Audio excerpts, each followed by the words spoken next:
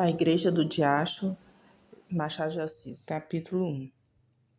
De uma ideia mirífica. Conta um velho manuscrito beneditino que o Diacho, em certo dia, teve a ideia de fundar uma igreja. Embora os seus lucros fossem contínuos e grandes, sentia-se humilhado com o papel avulso que exercia desde séculos, sem organização, sem regras, sem cânones, sem ritual, sem nada.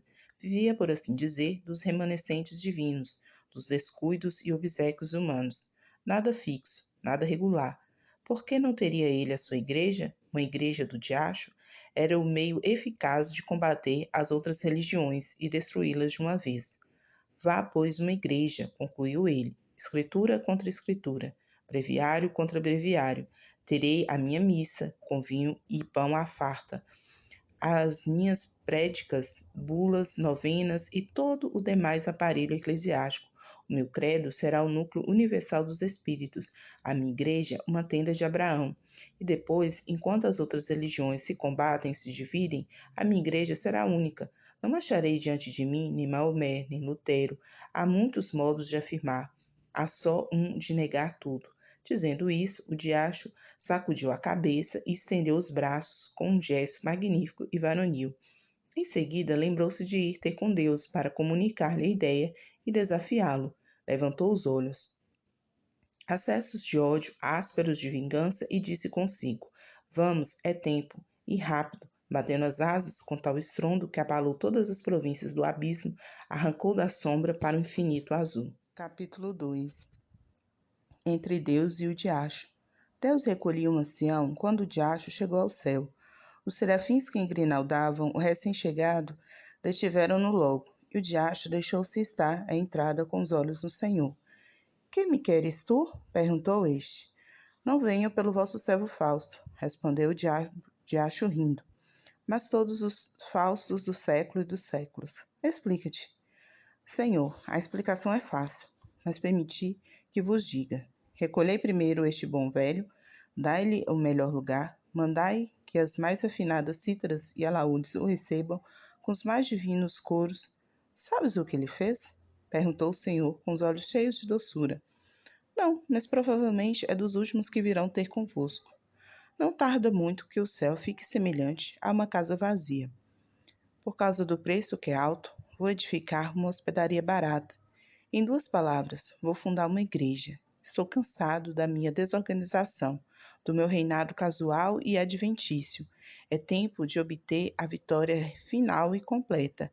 Então vim dizer-vos isto, com lealdade, para que não me acuseis de dissimulação. Boa ideia, não vos parece? Vieste dizê-la, não legitimá-la, advertiu o Senhor. Tendes razão, acudiu o diacho, mas o amor próprio gosta de ouvir o aplauso dos mestres. Verdade que é que neste caso seria o aplauso de um mestre vencido, e uma tal exigência, Senhor, desço à terra, vou lançar a minha pedra fundamental. Vai, quereis que venha anunciar-vos o remate da obra? Não é preciso, basta que me digas desde já por que motivo, cansado há tanto da tua desorganização, só agora pensaste em fundar uma igreja. O diacho sorriu com certo ar de escárnio e triunfo. Tinha alguma ideia cruel no espírito, algum reparo picante no alforje da memória, qualquer coisa que neste breve instante da eternidade o fazia crer superior ao próprio Deus, mas recolheu o riso e disse: Só agora concluí uma observação, começada desde alguns séculos, e é que as virtudes, filhas do céu, são em grande número comparáveis a rainhas, cujo manto de veludo rematasse em franjas de algodão. Ora, eu proponho-me a puxá-las por essa franja e trazê-las todas para a minha igreja. Atrás delas virão as de seda pura. Velho retórico, murmurou o Senhor. Olhai bem, muitos corpos que ajoelham aos vossos pés nos templos do mundo trazem as anquinhas da sala e da rua. Os rostos tingem-se no mesmo pó, os lenços cheiram aos mesmos cheiros, as pupilas centelham de curiosidade e devoção entre o livro santo e o bigode do pecado. Vejo o ardor, a indiferença, ao menos com que esse cavalheiro põe em letras públicas os benefícios que liberalmente espalha. ou sejam roupas ou botas, ou moedas, ou quaisquer dessas matérias necessárias à vida. Mas não quero parecer que me detenho em coisas miúdas. Não falo, por exemplo, da placidez com que este juiz de irmandade, nas procissões, carrega piedosamente ao peito o vosso amor e uma comenda. Vou a negócios mais altos. Nisto, os serafins agitaram as asas pesadas de fastio e sono. Miguel e Gabriel fitaram no Senhor um olhar de súplica. Deus interrompeu o diacho. Tu és vulgar, que é o pior que pode acontecer a um espírito da tua espécie. Replicou-lhe o Senhor. Tudo o que dizes ou digas está dito e redito pelos moralistas do mundo. É assunto gasto. E se não tens força nem originalidade para renovar um assunto gasto, melhor é que te cales e te retires. Olha, todas as minhas legiões mostram no rosto sinais vivos do tédio que lhes dás. Esse mesmo Sião parece enojado. E sabes o que ele fez?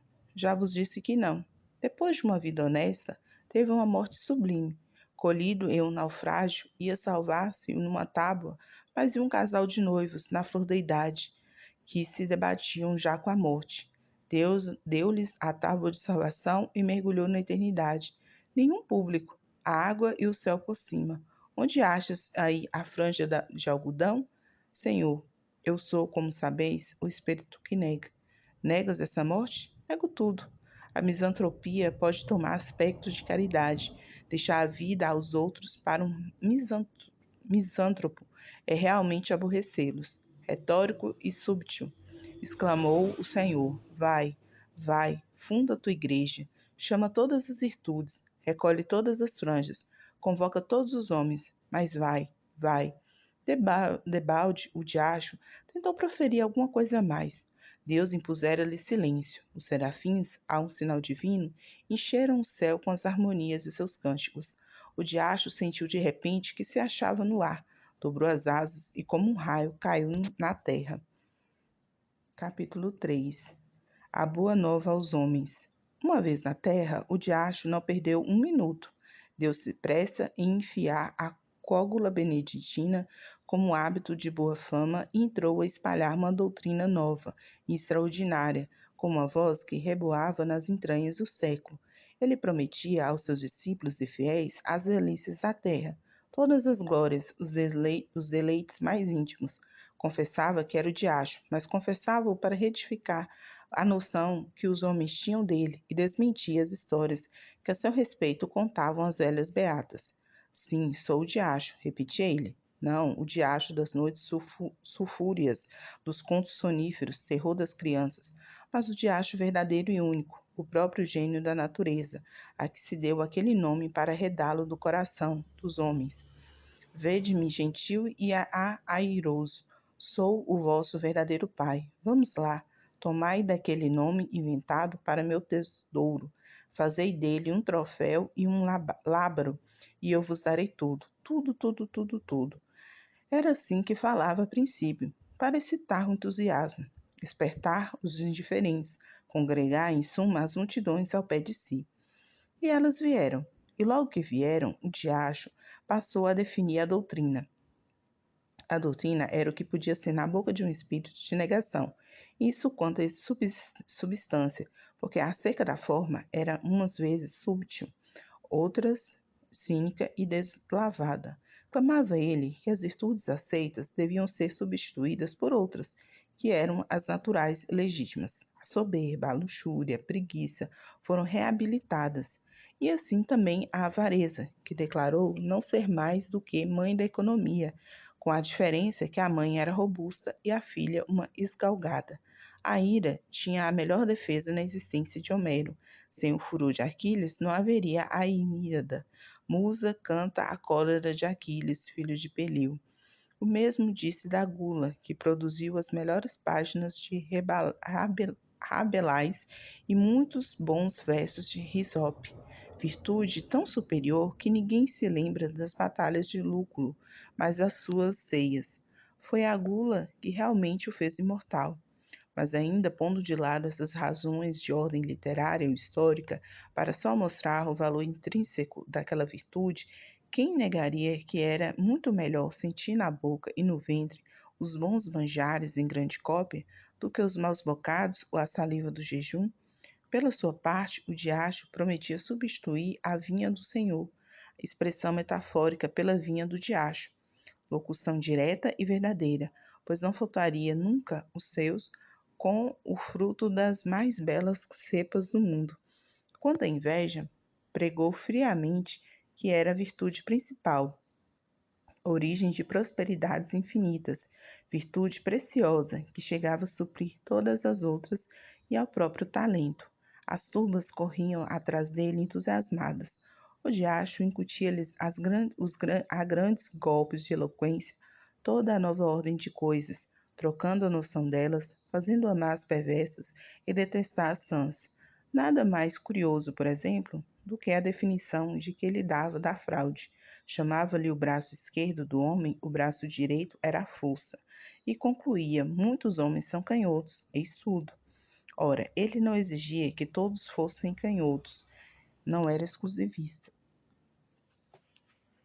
Que uns fossem canhotos, outros destros, aceitava a todos, menos os que não fossem nada. A demonstração, porém, mais rigorosa e profunda foi a da venalidade. Um casuísta do tempo chegou a confessar que era um momento de lógica. A venalidade, disse o diacho, era o exercício de um direito superior a todos os direitos. Se tu podes vender a tua casa, o teu boi, o teu sapato, o teu chapéu, coisas que são tuas por uma razão jurídica e legal, mas que em todo caso estão fora de ti, como é que não podes vender a tua opinião, o teu voto, a tua consciência? Isto é, tu mesmo. Negá-lo é cair no obscuro e no contraditório, pois não há mulheres que vendem os cabelos? Não pode um homem vender uma parte física? Terá um privilégio que se nega ao caráter e à força moral do homem? Demonstrando assim o princípio, o diacho não se demorou em expor as vantagens de ordem temporal ou pecuniária. Depois, mostrou ainda que, à vista do preconceito social, conviria dissimular o exercício de um direito tão legítimo, o que era exercer, ao mesmo tempo, a venalidade ou a hipocrisia, isto é, merecer duplicadamente. E descia e subia, examinava tudo, retificava tudo. Está claro que combateu o perdão das injúrias e outras máximas de brandura e cordialidade. Não proibiu formalmente a calúnia gratuita, mas induziu a exercê-la mediante retribuição, ou pecuniária, ou de outra espécie. Nos casos, porém, em que ela fosse uma expansão imperiosa da força imaginativa e nada mais, proibia receber nenhum salário, pois equivalia a fazer pagar a transpiração. Todas as formas de respeito foram condenadas por ele, como elementos possíveis de um certo decoro social e pessoal, salva, todavia, a única exceção do interesse. Mas essa mesma exceção foi logo eliminada, pela consideração de que o interesse, convertendo o respeito em uma simples adulação, era este o sentimento aplicado e não aquele. Para arrematar a obra, entendeu o diacho que lhe cumpria cortar por toda a solidariedade humana. Com efeito, o amor do próximo era um obstáculo grave à nova instituição. Ele mostrou que essa regra era uma simples invenção de parasitas e negociantes insolváveis. Não se devia dar ao próximo senão indiferença, em alguns casos, ódio ou desprezo. Chegou mesmo à demonstração de que a noção do próximo era errada, e citava essa frase de um padre de Nápoles, aquele fino e letrado Galiani, que escrevia a uma das marquesas do antigo regime: leve à breca o próximo, não há próximo. A única hipótese em que ele permitia amar ao próximo era quando se tratasse de amar as damas alheias, porque essa espécie de amor tinha a particularidade de não ser outra coisa mais do que o amor do indivíduo a si mesmo. E como alguns discípulos achassem que uma tal explicação por metafísica escapava à compreensão das turbas, o diacho recorreu a um apólogo. 100 pessoas tomam ações de um banco para as operações comuns, mas cada acionista não cuida realmente senão nos seus dividendos. É o que acontece aos adúlteros. Este apólogo foi incluído no livro da sabedoria, capítulo 4. Franjas e franjas. A previsão do diacho verificou-se. Todas as virtudes, cuja capa de veludo acabava em franja de algodão, uma vez puxadas pela franja, deitavam a capa às ortigas e vinham alistar-se na igreja nova. Atrás foram chegando as outras, e o tempo abençoou a instituição. A igreja fundara-se, a doutrina propagava-se, não havia uma região do globo que não a conhecesse, uma língua que não a traduzisse, uma raça que não a amasse. O diacho alçou brados de triunfo. Um dia, porém, longos anos depois, notou o diacho que muitos dos seus fiéis, às escondidas, praticavam as antigas virtudes. Não as praticavam todas, nem integralmente, mas algumas por partes e, como digo, as ocultas. Certos glutões recolhiam-se a comer frugalmente 3 ou 4 vezes por ano, justamente em dias de preceito católico.